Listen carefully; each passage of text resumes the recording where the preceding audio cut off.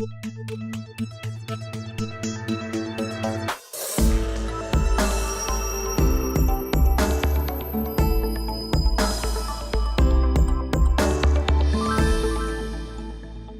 and welcome to the CTM NewsBreak, where we keep you up to date on what's happening right here in town. I'm Diane Sherritt-Steimel.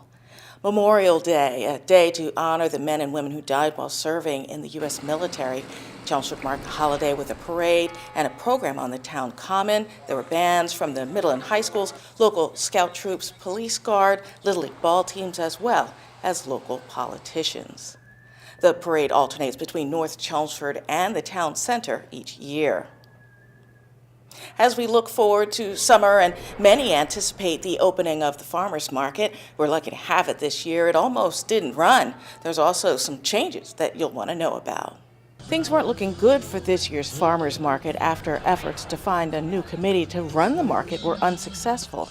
That's when Valerie Finnemeyer stepped up and saved the day. If nobody was going to step up, it was going to shut down. And that's the point at which I said, look, if you can move the day, I can help. And they said, well, sure, if you want to take over, then move the day. She's managed to find vendors, even though the switch was done late in the year. We have, I think, 20 to 30 vendors total. In a given week, it could be anywhere between 10 or 11 or up to 20. We're going to have produce vendors, different types of bakeries with sweets and with, pastries and things like that. We also have jams and jellies, barbecue sauces, pepper jellies, honeys, syrups, and then a lot of different artisans, so jewelry, and I think bird baths is one of the vendors that we have. We also have homemade soaps and things like that, and they're sort of scattered throughout the summer. The 2018 season starts Saturday, June 16th. In other news, are you planning some trips this summer? Well, some good news. The MBTA is hoping it can entice more people to ride the commuter rail on weekends, so they came up with a wicked good deal. The MBTA will offer unlimited rides through all commuter rail zones on Saturdays and Sundays for just $10. Paying adults can bring up to 2 children under 12 for free. The pilot program is a way to increase ridership on the weekends when demand is low. You can get the $10 fare on the M-Ticket app, on board trains, and at ticket windows at North, South, and Back Bay stations. The offer does not apply to the Cape Flyer or special events trains. The deal runs from June 9th until September 2nd.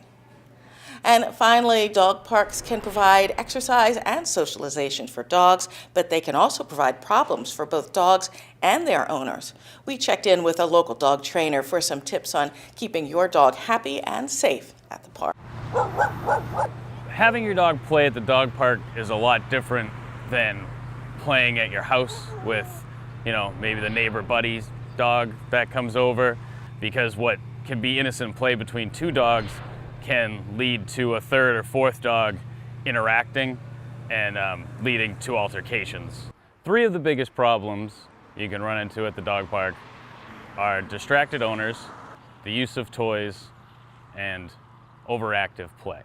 So if people are on Facebook or Instagram or posting a picture of their dog that they just took at the park, they're not really focusing on their dog, and then that's when their dog can get into some mischief, start to dig, interact with another dog that might not be as friendly or is already overwhelmed, especially on hot days. So one of the other main rules here at the park is that there should be no outside toys or food brought into the park. When you bring this many dogs into an enclosed environment, and some dogs really enjoy tennis balls, some dogs enjoy sticks, and when there's a limited amount of those resources, that can create resource guarding and protective behaviors.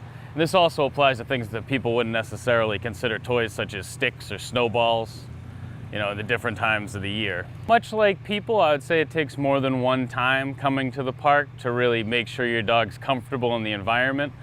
I might just make it a short session, maybe come later in the day when there aren't as many people, so that the park isn't in full swing when you come in, so maybe come a little later in the day when the groups are smaller.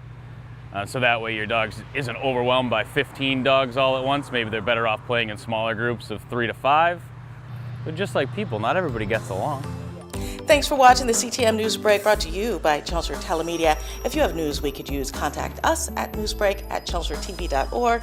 I'm Diane Sherritt-Steimel.